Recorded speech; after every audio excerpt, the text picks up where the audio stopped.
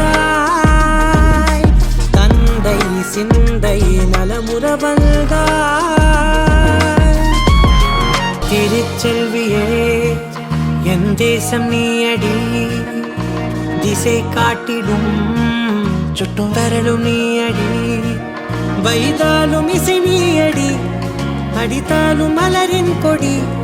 மகள் யாரும் இல்லாமல் வாழும் தந்தைக்கு உறவுகள் எல்லாம் மௌனமே